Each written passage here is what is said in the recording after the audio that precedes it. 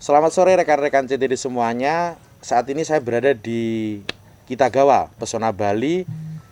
Nggak asing ya yang sudah kesini, yang belum tentunya penasaran. Kesini aja di Kitagawa Pesona Bali yang alamatnya di sini. Oke pemirsa, yang menarik pada saat ini saya sedang bersama ownernya Kitagawa Pesona Bali. Langsung saja pokoknya. Oke, selamat sore Pak Parno. Selamat sore. Oke. Kita tidak takut corona. Kita juga tidak takut Salaman. corona. Oke, salaman. Karena kita sudah pakai sabun cuci tangan. Scissor. Apa namanya? Mixer. Oke. Sedikit ya pemirsa, beliau itu yang saya kenal penginspirasi, pemotivasi, dan korbannya termasuk saya walaupun masih belajar. Keter-keter lah. Saya baru 1 langkah mengikuti beliau, tapi beliau sudah 5 langkah. Oke, yang menarik di sini Pak Parno. Apa ini imbasnya COVID ini untuk perusahaan-perusahaan yang di Jakarta? Kalau lokal sih jelas. Baik, terkait tentang corona ya, Mas Imam, saya akan sedikit cerita tentang apa yang saya alami ya. Jadi dengan adanya isu corona yang luar biasa ini, ya, walaupun sejak awal saya itu, sejak awal saya itu agak kurang yakin sebenarnya dengan adanya corona ini, karena ya beritanya masih simpang siur. Yang kedua juga saya lihat Indonesia kan negara panas. Kalau isunya corona itu hanya bertahan sekian jam di daerah panas, harusnya Indonesia itu nggak lama, pasti dia mati. Terus kita ini sudah menjaga jarak, sudah kalau nggak salah di antara kita dengan teman kita dan keluarga kita itu sudah hampir 2 bulan. Artinya nggak perlu sampai paranoid kayak gini gitu. Nah, dampak dari virus ini buat kami jelas. Usaha kami banyak yang terhenti untuk sementara waktu ya, bukan selamanya. Harapan kami.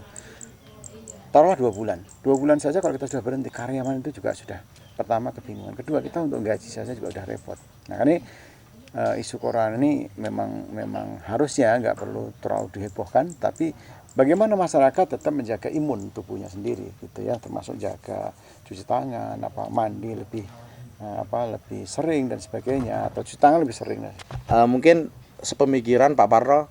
Jadi yang di daerah ya, yang di desa pun juga sangat memprihatinkan, bahkan minimnya informasi yang simpang siur.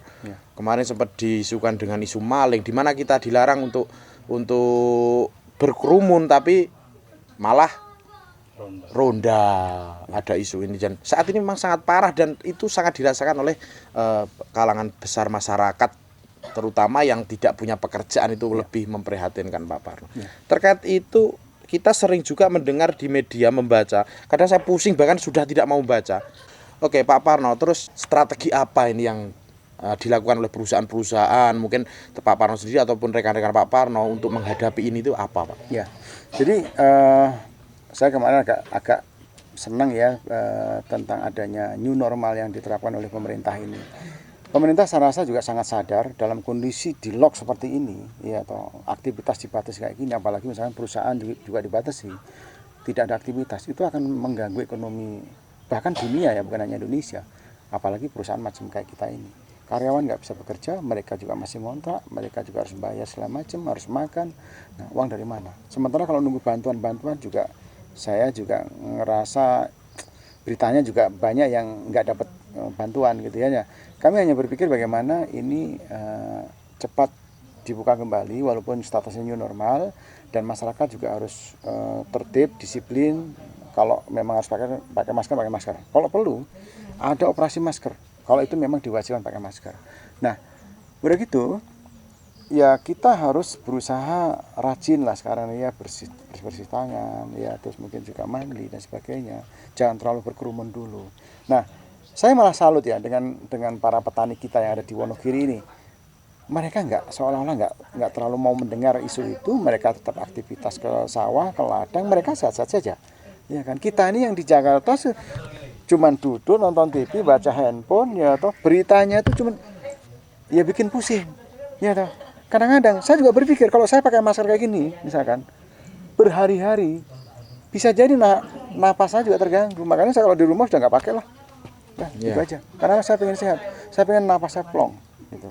Nah, jadi harapan saya segera saja pemerintah ini cepat duduk bareng, berpikir cerdas gitu ya. Jangan sampai kita ini, mohon maaf, nanti kena isu yang berlebihan sehingga paranoid gitu ya, takut, akhirnya semua nggak berani keluar, akhirnya apa? Ekonomi runtuh. Nah, tetap kalau saya setuju, sekarang ini kita bermasker, kita siapkan sabun cuci tangan, sabun cuci piring, nggak apa-apa.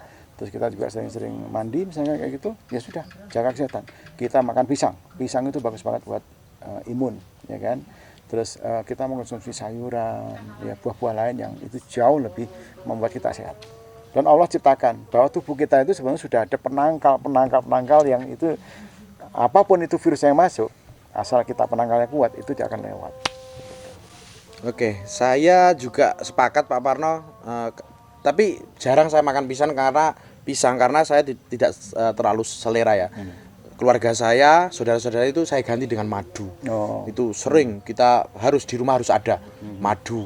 Kebetulan saya pakai madu kanda untuk menjaga imun stamina saya, anak-anak saya, apalagi saya punya anak kecil dan juga keluarga saya, dan hasilnya bagus. Oke. Terus Pak Parno, semisal nih ya, kalau ini nanti corona ini akan terus berlanjut, bagaimana kira-kira? Saya meyakini ya, namanya virus itu ada di mana-mana, bahkan mungkin sebelum kita lahir pun ada virus. Namun lagi-lagi saya mengajak keluarga saya sendiri, jangan terlalu paranoid. Ya, kita kalau memang disarankan pakai masker. Ya. Ya toh, harus cuci tangan. Harus makan sehat. Ya, harus makan sehat murah banyak. Ya kayak tadi pisang, madu dan sebagainya, itu kan luar biasa di Indonesia. Lakukan itu aja. Dan jangan sampai nanti gara-gara seperti ini banyak orang nganggur. Bayangkan di kota-kota besar seperti di Jakarta, ribuan, ya bahkan mungkin sampai puluhan ribu orang nganggur. Ini bagaimana? Ya, kalau kita nggak cepat action, masyarakat seperti kita yang usaha kecil dan cepat action, itu nanti dampaknya kemana-mana. Kasihan itu. Dan yang saya alami sendiri, karyawan begitu banyak pada saat dia suruh di rumah saja. Kalau mereka masih punya tabungan nggak ada masalah, tapi kalau dia udah nggak punya uang, ya, harus bayar kontrakan, harus beli makanan, harus dan sebagainya. Gitu. Jadi harapan saya itu, terutama masyarakat di Wonogiri, terutama yang di desa seperti ini, saya banyak belajar dengan para petani, ya toh. Tidak terlalu banyak baca berita, ya waktunya nyangkul, waktunya pulang-pulang, ya mandi selesai, ya udah.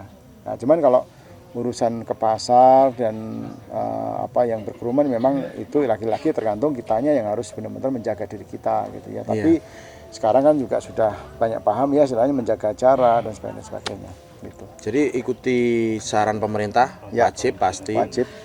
Dan tidak boleh terlalu paranoid. Di sini mungkin juga ada aksi pemerintah yang harus ya untuk menyaring berita. Ya. Soalnya semua sekarang jadi ahli kok. Ya. Tukang sapu aja jadi ahli, bengkel tukang jadi ahli. Tidak ini berita benar atau enggak, dapat langsung disebarluaskan. Jadi juga perlu kesadaran dari kita semuanya, warga masyarakat, supaya tidak malah memperkeruh. Kita percayakan pada ahlinya kan, gitu ya Pak Parno. Betul. Oke. Betul. Mungkin terakhir Pak Parno, pesan untuk pelaku pengusaha dan juga mungkin yang terdampak para karyawan seperti apa Pak Parno? Ya, ini juga buat saya sendiri. Saya belajar dari pengalaman virus ini. Saya kecolongan, kami punya tagihan di luar, punya AR di luar, tapi kita juga nggak bisa nagih. Jadi ke depan kami akan banyak belajar dari kasus ini, terutama bagaimana saving, ya bagaimana keuangan kita nggak usah terlalu banyak expand, tapi adalah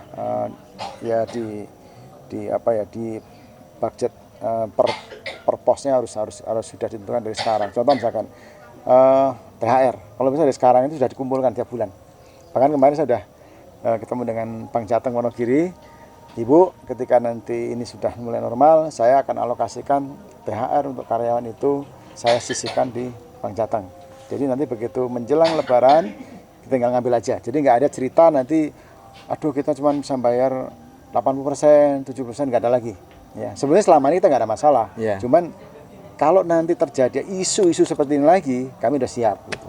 Dan masyarakat tentunya jangan terlalu paranoid, ya, jangan terlalu takut, karena takut itu membuat kita sakit.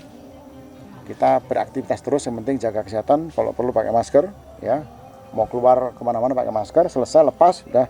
Dan ini pun hati-hati, ini juga nggak boleh dipakai terlalu lama, harus sering-sering dicuci. Saya pakai yang sering-sering dicuci ini, ya, gitu. Terus sambil ya selalu mendengar perintah atau aturan dari pemerintah, terutama pemerintah Kabupaten Wonogiri ya, menurut saya begitu.